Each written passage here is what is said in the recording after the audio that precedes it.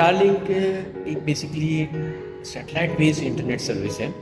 जिसका मकसद ये है कि पूरी दुनिया में बासानी कुछ दूर दरीश इलाके जैसे कि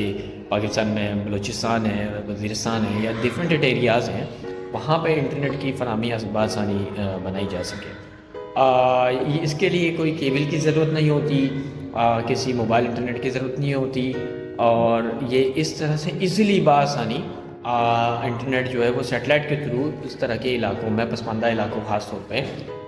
स्पेशली मैं बलूचिस्तान का नाम ले रहा हूँ, वहाँ पे इंटरनेट पहुँचाया जा सके।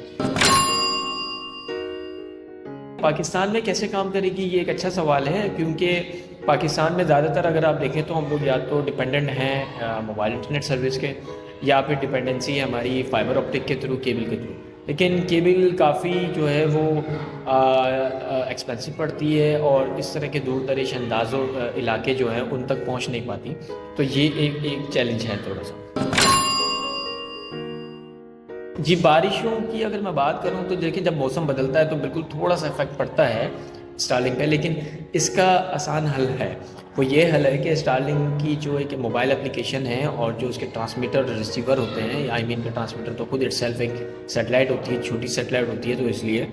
तो वो क्या करते हैं कि इसकी एक लोकेशन होती है, जियोलॉजिकल लोकेशन, उसकी बेस के ऊपर एप्लीकेशंस के थ्रू इसको जो है वो सेट कर दिया जाता है, जिसकी वजह से ये जो उसकी एक्चुअल स्ट्रेंथ होती है, जो फ्रिक्वेंसी होती है, वो प्रॉपर रिसीव हो रही होती है और उसके बाद इंटरनेट प्रॉपर मिल रहा होता है। तो थोड़ा सा फ़र्क पड़ता है, लेकिन जब इसके एप्लीकेशन के थ्रू एंटीना वगैरह सेट किया जाता है तो वो फ़र्क नहीं पड़ता।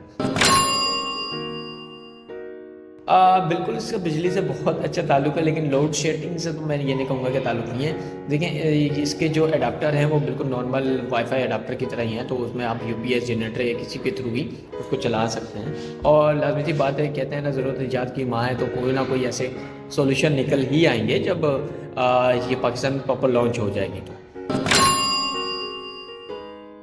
देखें, शार्क के काटने वाली बात तो बिल्कुल हकीकत है कि कभी कभी शार्क केबल को काट देती थी, लेकिन यहाँ कोई शार्क नहीं होगी जो स्पेस में घूम रही और काट दे।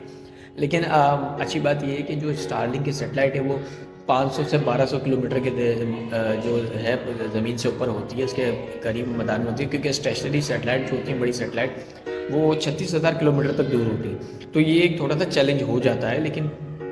एटलीस्ट इसमें स्टार्टिंग में ऐसा नहीं है, तो इसमें कोई शार्क के काटने की या स्पेस में शार्क के आने की कोई तवक्कात ही है पॉसिबल ही नहीं है।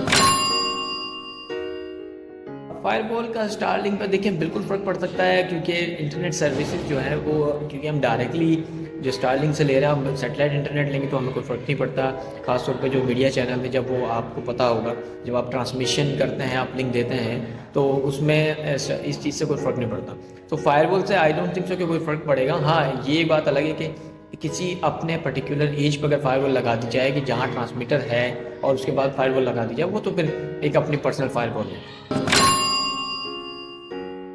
देखिए, माहिर फीस जो अभी कंफर्म नहीं हो पा रही और आई थिंक अप्रोप्रिएट होगी बिल्कुल, क्योंकि सैटेलाइट सर्विस है तो लाज़मी सी बात है कि अच्छी होगी, सर्विसेज भी अच्छी होंगी और इसका अच्छा सिस्टम होगा। न्यूज़ वर्ल्ड, क्योंकि जानना सबका हक है।